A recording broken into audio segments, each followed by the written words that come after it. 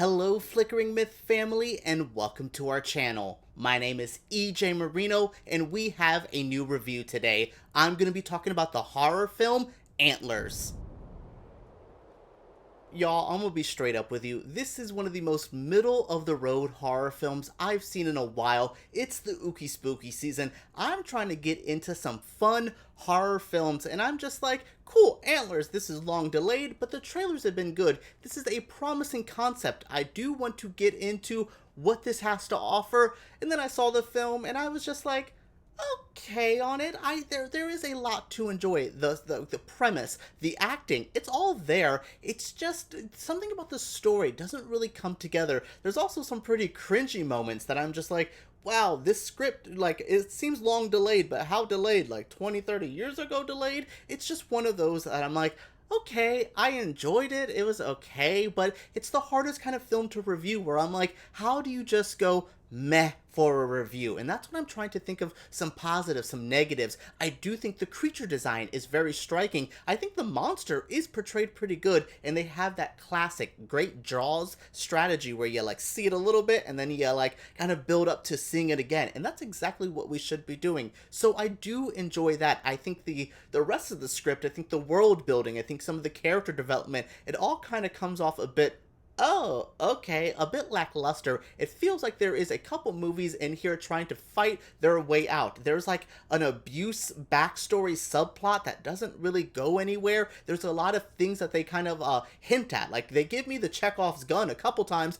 but one of the times I was just like, well, you didn't pay that off. So those are those little things that kind of keep it from being an overall experience that I could just say, oh my god, I love this, I highly recommend. This just comes with a, well, see if you want to see a horror film. In Antlers, we follow Julia. She's a school teacher who's moving in with her brother Paul and trying to figure out her life. She's a bit of a mess. Like, I really like Keri Russell in this film, but she is a mess. And I'm like, girl, get your stuff together throughout the film. But then sometimes I'm like, you're not messy or problematic enough. Like, girl, what is going on? Like, come on, what were you saying? Like, her and her relationship with her brother Paul is a bit strained.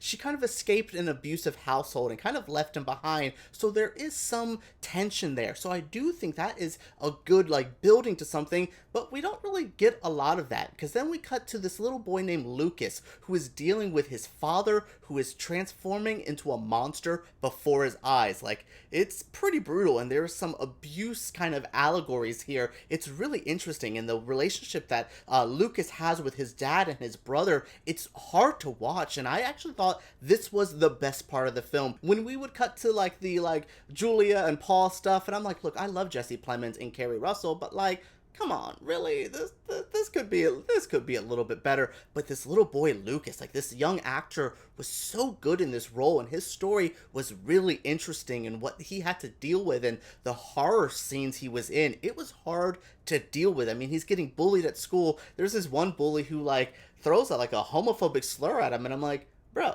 that doesn't even apply here. Like, it just proves how dumb like little kid bullying is. And I'm like, you're not even insulting this kid correctly. Like, I don't know, I was just so like blown away about how horrible this kid was. But then I would see his home life and I'm like, oh, okay, this kid does have a bit of a rough life, and he is a bit weird, but he's having to carry a lot of emotional weight. And Julia, she starts singing, she wants to take care of him, and I'm like, okay, cool. And I was expecting their stories to intertwine a bit earlier. Like, they kind of get together in the film, you know, she kind of helps him out a bit later on. That's why I'm saying this film kind of like spins its wheels a little bit. It's just kind of like, all right, let's just get to it. For like an hour and 40, I was expecting a much quicker pace to it, and I was just like, all right, let's get to the action. Let's get to the oh my god moments. And we would get to them, but it took a while. And I'm like, this story could be good. Tighten up. Focus on the Lucas character, because I really think this little kid is the heart and soul. The weird horror stuff he has to deal with is tough, and I think it's good. I just think this movie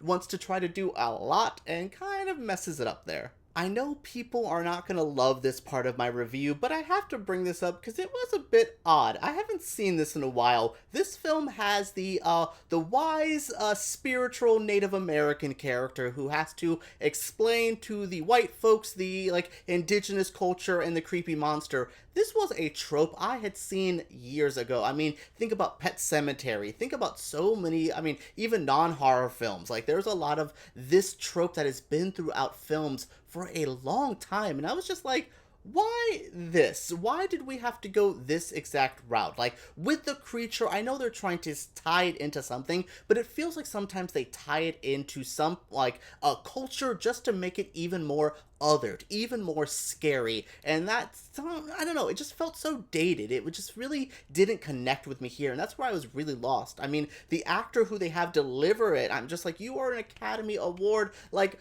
nominated, if not winning actor? Come on, like, what are we doing here? I just thought this character was so regressive. If we were going to have this exact role, don't give him, like, 1.5 scenes, like, make him a character. That's the issue here. It's just an old trope where we have someone come in, deliver spiritual talk about my ancestors, and this is what my family dealt with, and I'm like, cool, I want more of that story. That's the stuff. I mean, I go to, like, look how great Blood Quantum was, a film about a First Nations community in Canada that has to deal with a zombie outbreak. That's exactly what we should be doing. If we were really going to do this story, why just cast these, like, generic white actors and actually make it a native story? You could actually do a far more compelling story while not just, here, you want to still do the spiritual native thing, actually have it about them, so we're not just seeing the one characters kind of walk to them and be like, give me all the exposition. Actually flesh that out,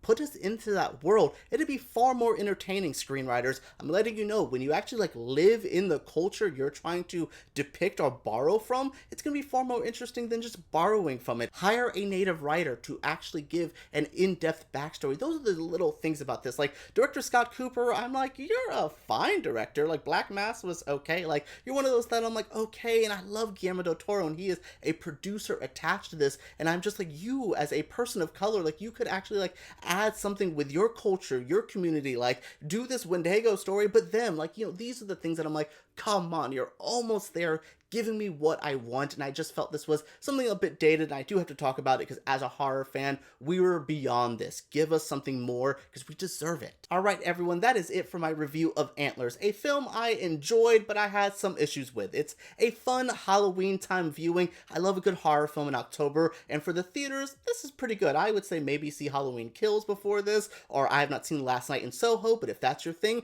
see that as well. So yeah, this is good. It's offering there for horror fans. I just think with the long delay, all those good trailers, I was expecting a bit more, but what did you all think? Have you seen the film? Let me know what you think down in the comments below. Subscribe to Flickering Myth because we make videos like this every single week, and give us a thumbs up if you did enjoy. Alright everyone, let's talk about Antlers down below.